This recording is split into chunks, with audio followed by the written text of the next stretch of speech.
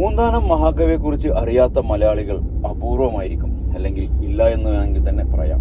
നമ്മൾ പെരിന്തൽമണ്ണക്കാർക്ക് വളരെ അഭിമാനത്തോടുകൂടി പറയാൻ വേണ്ടി കഴിയും, പൂന്താനം മഹാകവി ജനിച്ചു വളർന്നത് നമ്മുടെ തൊട്ടടുത്ത കീഴാറ്റൂരാണ് എന്നുള്ളത്.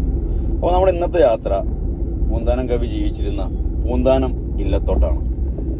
പൂന്താനം ഇല്ലം സ്ഥിതി ചെയ്യുന്നത് നമ്മുടെ പെരിന്തൽമണ്ണയിൽ നിന്ന് നിലമ്പൂർ റൂട്ടിൽ ഏകദേശം ഒരു 9 കിലോമീറ്റർ യാത്ര ചെയ്ത് നമുക്ക് അവിടെ എത്തിപ്പെടാൻ വേണ്ടി സാധിക്കും.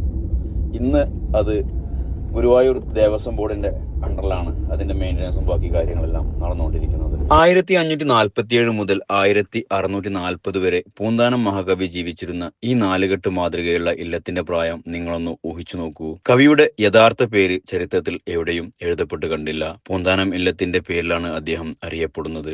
ആ കാലഘട്ടത്തിൽ ജീവിച്ചിരുന്ന കവികളൊക്കെ ദേവഭാഷയായിരുന്ന സംസ്കൃതത്തിലായിരുന്നു രചനകൾ നിർവഹിച്ചിരുന്നത്. എന്നാൽ പൂന്താനം മഹാകവിയാവട്ടെ മലയാളത്തിൽ തന്നെ സാധാരണക്കാർക്ക് വരെ മനസ്സിലാകുന്ന പാന എന്ന കാവ്യശൈലിയാണ് ഉപയോഗിച്ചിരുന്നത്. ഒരു പക്ഷേ അതുകൂടെ കൊണ്ടാവാം ഇന്നും അദ്ദേഹം ജനമനസ്സുകളിൽ നിറഞ്ഞു നിൽക്കുന്നത്. വലിയ ശ്രീകൃഷ്ണ ഭക്തനായിരുന്ന അദ്ദേഹം പ്രായമാകുന്നത് വരെ ഗുരുവായൂർ വരെ നടന്നുപോയി ദർശനം നടത്തുമായിരുന്നു. പ്രായാധിക്യം മൂലം നടക്കാൻ കഴിയാതെയായപ്പോൾ ഭഗവാൻ ശ്രീകൃഷ്ണൻ പൂന്താനമില്ലത്ത് പ്രത്യക്ഷപ്പെട്ടതായി പറയപ്പെടുന്നു. ചരിത്രവും ഐതിഹ്യവും തിരഞ്ഞുള്ള നമ്മുടെ യാത്ര തുടരും.